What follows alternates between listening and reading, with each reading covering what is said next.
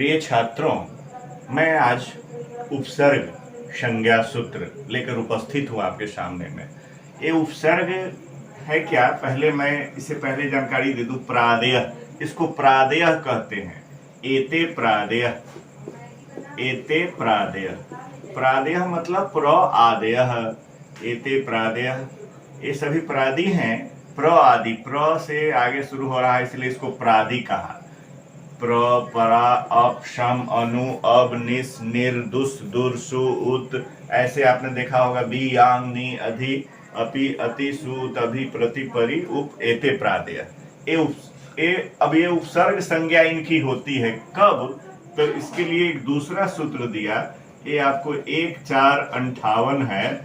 इसके बाद 1,4,59 एक दूसरा सूत्र आता है आपको। इसका है कि उपसर्गा क्रिया योगे, ये ऐसा एक सूत्र है। 1,4,59 रुक जाइए, 1,4,59 है ना, कि उपसर्ग होते कहाँ है, क्रिया के योग में। अभी जो प्रादेय है कहता है कि क्रिया योगे, यानी क्रिया के योग में प्रादेय, प्रादेय, एते प्रादेय, क्रिया योगे उपसर्ग संज्ञा स्युः। उपसर्ग प्रादेय क्रिया योगे उपसर्ग संज्ञा स्युः। ये उपसर्ग संज्ञा होते हैं। ये जितने भी प्रादि हैं इनकी संख्या 22 है। इनकी संख्या क्या है, 22। ये 22 जो हैं ये क्रिया के योग में, जैसे क्रिया के साथ जब आएंगे तो इनकी उपसर्ग संज्ञा हो जाएगी। जैसे आपने देखा है प्रजोर हरति, हरति एक क्रिया है और इसके साथ ही आएंगे तो हो जाते हैं प्रहरति। अब प्रहरति का अर्थ होता है प्रहार करता है, लेकिन जब बी के साथ आएंगे तो हो जाता है विहरति, माने विहार करता है, भ्रमण करता है। अब देखिए इनकी उपसर्ग संज्ञा है। विहरति इत्यत्र का उपसर्ग वि, प्रहरति इत्यत्र का उपसर्ग प्र, है ना। ये अगर सम के साथ आते हैं, सम जोर हरति हो जाता है संहरति, माने संहार करता है।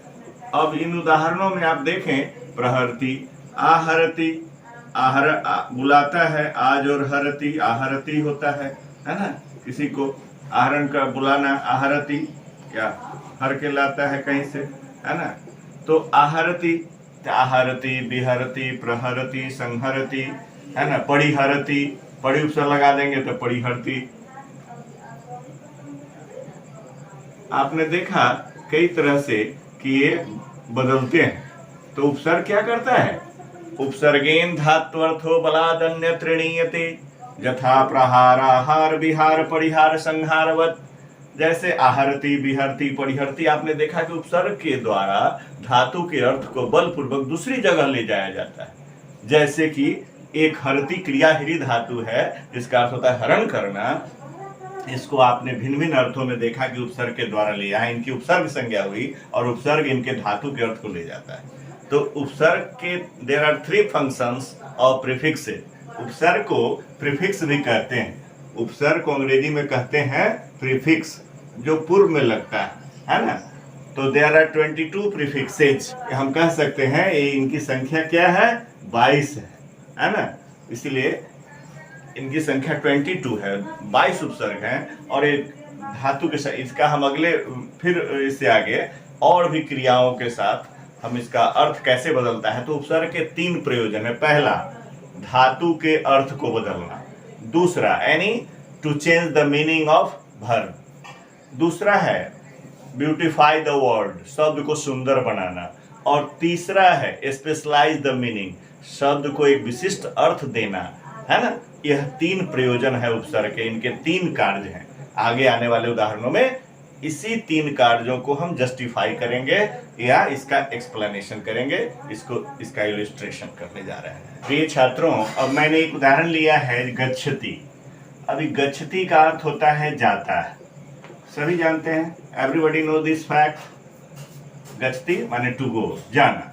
अब इसको आप देख लीजिए, हम आ लगा देंगे। अगर मान लीजिए तो आ अगर गच्छति में लगता है तो ये बनता है आगच्छति।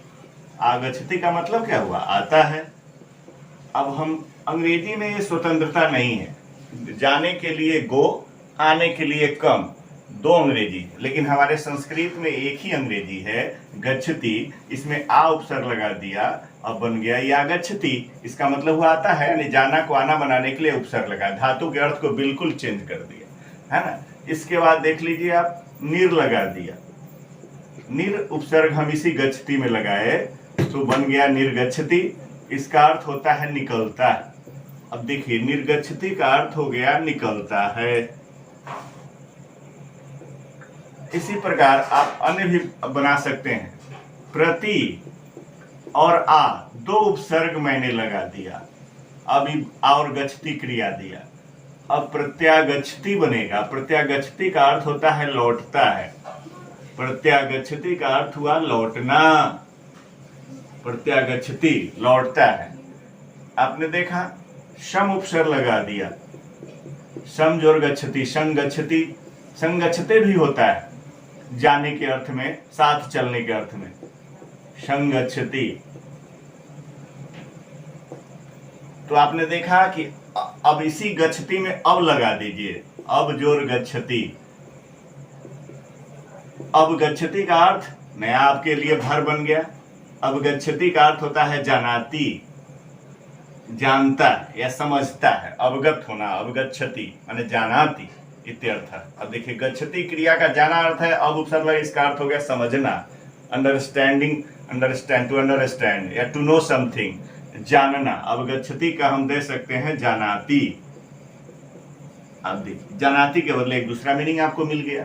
तो उपसर्ग के द्वारा हम कई अर्थों को, अब दूसरा भी कई उदाहरण दे सकते हैं। जैसे आप अनु में लगा दीजिए तो अनु जोर करोति, अब अनुकरोति हो गया।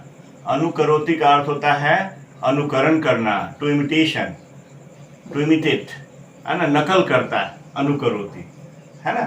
तो इस तरह से धातु के अर्थ को आप देख रहे हैं इन उदाहरणों में कि बदल दिया जा रहा है। ऐसे बहुत सारे अव्ययों उपसर्गों का प्रयोग आप धातुओं के साथ होता है, यह समझाना था। और इन अर्थ में इनकी क्या संज्ञा होती है? उपसर्ग संज्ञा होती है। इनको उपसर्ग कहते हैं, क्रिया के युग में होते हैं।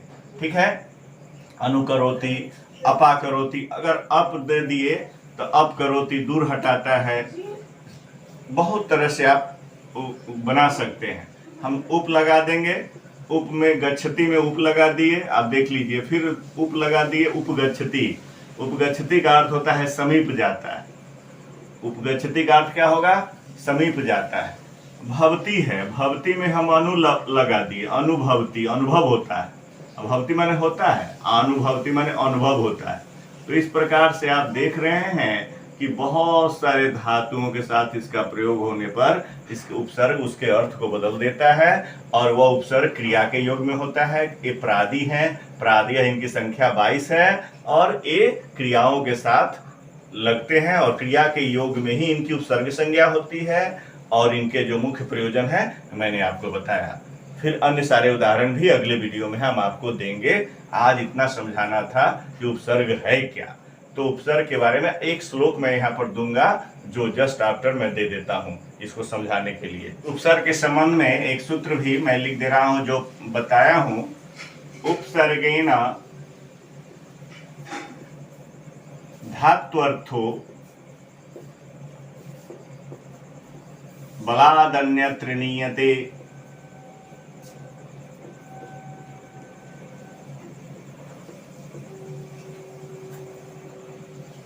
उपसर्गेन धात्वर्थो बलाद अन्यत्र नियते, कहता है उपसर्ग के द्वारा धातु के अर्थ को बलपूर्वक अन्यत्र, दूसरी जगह, नियते, ले जाया जाता है। कहा यथा प्रहाराहार, प्रहाराहार, विहार, परिहार, संहारवत। जैसे मैंने देखा है कि आपको प्रहरती, विहरती, परिहरती, संहरती ऐसे बनाया है ना। तो ये आपको ये भी जानना है। दूसरा है कि आपको, जैसे मान लीजिए चरती है, चरती का अर्थ क्या होता है? घूमना, विचरण करना, टू मूव। अब इसमें हम अनुचरती दे देते हैं। अनुचरती पीछे चलता है, किसी के पीछे भ्रमण करता है, अनुचरती का अर्थ हुआ। विचरती विचरण करता है। संचरती संचरण करता है। अनुचरती, विचरती, संचरती, है ना। इस तरह से आप उच्चरती, उत उपसर्ग लगा देंगे तो उच्चरती उच्चारण करता है, इसका अर्थ होता है उच्चारण करना, उच्चरती। इस तरह से आपने देखा कि कई अर्थ में आप बना सकते हैं एक उपसर्ग लगा करके। तो उपसर्ग का पहला फंक्शन क्या हुआ? पहला हुआ टू चेंज द मीनिंग।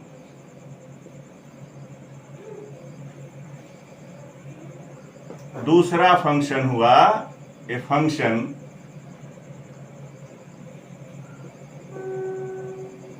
है ना। दूसरा है ब्यूटिफाई द वर्ड,